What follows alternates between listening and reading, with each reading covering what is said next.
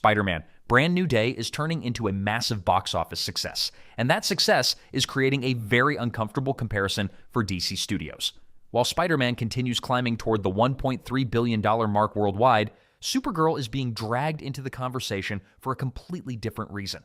The comparison has now become so intense that James Gunn, David Zaslav, Millie Alcock, and Supergirl writer Ana Nogueira have all been forced to respond. And now, Nogueira is defending Supergirl once again, but this time, she is making an argument that could create an even bigger problem for the upcoming Wonder Woman movie. Because according to her, one of the biggest reasons Spider-Man succeeded is simply that it has a male lead. And if that is really the explanation DC's creative team believes, then we may have a much bigger problem coming with Wonder Woman. Before we get into all of that, if you're new to the Woke Watch, make sure to subscribe and turn on notifications. We cover the biggest Hollywood, DC, Marvel, and entertainment stories right here. Now let's get into what Ana Nogueira actually said. The comparison between Spider-Man: Brand New Day and Supergirl has become almost impossible to avoid. Spider-Man is continuing to perform strongly at the worldwide box office, while Supergirl has struggled to reach the expectations that Warner Brothers and DC Studios had for the movie. And the problem didn't stop with the theatrical release. The conversation has also moved toward the movie's performance on digital platforms, including rentals and purchases, where Supergirl reportedly failed to generate the kind of numbers Warner Brothers was hoping for. That has created an increasingly awkward situation for everyone involved with the project. We've already seen James Gunn defend the movie. We've seen Warner Brothers' leadership attempt to put the situation into perspective.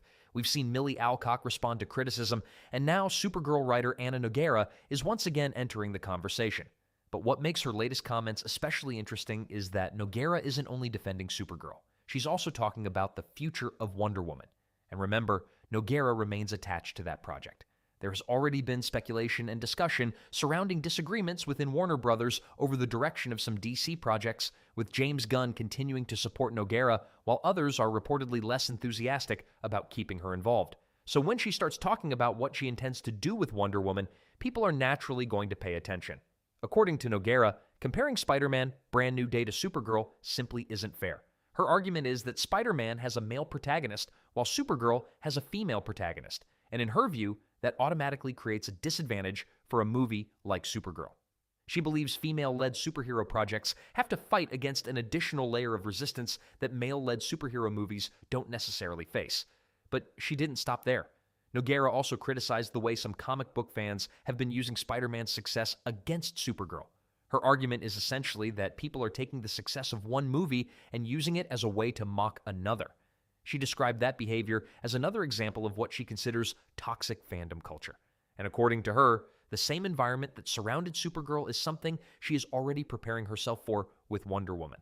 In fact, she made it clear that she expects controversy once audiences eventually see the changes being made to that movie. That statement alone is significant, because she's essentially telling audiences ahead of time that Wonder Woman is going to be different, and that fans may not necessarily like those changes. She also argued that Spider-Man benefited from not facing the same level of social media outrage and alleged sexist or misogynistic criticism that surrounded Supergirl. In her view, having a male protagonist gives a superhero movie an advantage from the beginning. But there is another part of her argument that deserves attention. Nogueira brought up the original Wonder Woman movie from 2017. She pushed back against people using Gal Gadot's Wonder Woman as evidence that female-led superhero movies can succeed at the box office. Her reasoning was that the political and cultural environment almost 10 years ago was different from what it is today. And because of that, she doesn't believe Wonder Woman from 2017 can be fairly compared to Supergirl in 2026. But this is where I think the argument starts falling apart. Because ultimately, Wonder Woman was still a superhero movie, it had a female lead, it was released as a major theatrical blockbuster, and audiences showed up. The movie succeeded because people connected with the characters, the story, the action, the world building, and the overall experience. That's what makes the original Wonder Woman such an important example. You don't have to pretend every decision in that movie was perfect. And obviously, Wonder Woman 1984 is a completely different conversation. But the 2017 movie worked extremely well for a lot of audiences. Gal Gadot's performance connected with viewers. The supporting cast was strong. The world building was effective. The dialogue worked. The pacing kept the movie moving. And most importantly, audiences actually wanted to see where the story was going. That's the part that gets lost when everything is reduced to gender or politics. A movie can have a female protagonist and succeed. A movie can have a male protagonist and fail. The gender of the lead doesn't automatically determine whether audiences will buy a ticket. And there are plenty of examples across Hollywood that demonstrate that. But Nogueira then brought up another controversial example, the Marvels. She argued that the actors involved with the Marvels also faced enormous hostility, and she believes Supergirl has experienced a similar situation. Her conclusion is that filmmakers should essentially stop worrying about what fans are saying and simply make the stories they want to make. If audiences like it, great. If they don't, move on to the next project. And according to Nogueira, that's exactly the philosophy she is taking into Wonder Woman. She said the upcoming movie is going to be different, and if audiences don't like different, then they will simply have to deal with it. But then she made another argument that immediately caught my attention. She said, superhero fatigue is real. And according to her, superhero fatigue, not necessarily bad movies, is one of the biggest reasons audiences are becoming less interested in the genre. Her solution? Change the formula. Subvert expectations. Take the characters in unexpected directions. And she believes that's what Supergirl attempted to do, and what Wonder Woman will continue doing. Now, that phrase is going to make a lot of fans nervous. Subverting expectations. We've heard that phrase countless times over the years. Sometimes it works, sometimes it creates something genuinely fresh, but other times, the audiences feel like a story is deliberately going against what they actually wanted from the characters. We've seen that debate surrounding Star Wars, we've seen it with superhero movies, and we've seen it repeatedly throughout the modern franchise era. That's why Nogueira openly saying that Wonder Woman will continue using this approach is such a major warning sign for some fans. Because the real question isn't whether a movie should be different. Of course, movies should evolve. The question is whether those changes actually make the story better. And that's something audiences will ultimately decide. If Wonder Woman comes out and delivers an incredible story, most people won't care who originally wrote it or what philosophy went into the production. But if the movie fails, those comments are going to come back very quickly. And that's exactly why the current Spider-Man comparison matters. Because Nogueira keeps pointing toward gender as one of the biggest differences between Spider-Man and Supergirl. But there's another explanation that is much simpler. Maybe audiences simply enjoyed Spider-Man more. Maybe the character has enormous global recognition. Maybe the story connected with viewers. Maybe the marketing worked better. Maybe the audience wanted to see the movie, and maybe that's what ultimately matters most. Spider-Man is one of the most recognizable superheroes on the planet. The character has decades of history behind him, and the movie was able to tap into that enormous audience while delivering the kind of theatrical experience people were willing to pay for. And even with Brand New Day, there are criticisms to be made. Personally, one of the biggest issues is that the movie can feel like two different stories. The first portion has a much more grounded, street-level feeling. Characters like Scorpion and Tombstone help create that smaller-scale Spider-Man atmosphere. And honestly, that could have been enough. Keeping the story focused on Spider-Man dealing with street-level threats would have created a very different experience. But once a major spoiler character enters the story, the entire tone shifts. Suddenly, it feels like you're watching a completely different movie. That's probably my biggest criticism of Brand New Day.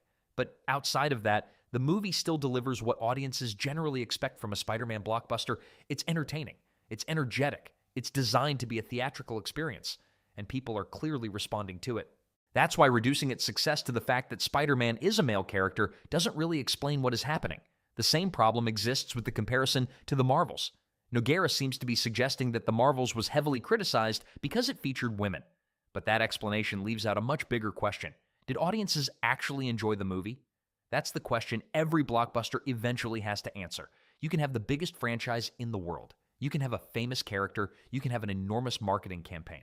But if audiences don't connect with the final product, none of that guarantees success. And that's ultimately what makes the Supergirl situation so interesting. The studio can blame toxic fandom. They can blame social media.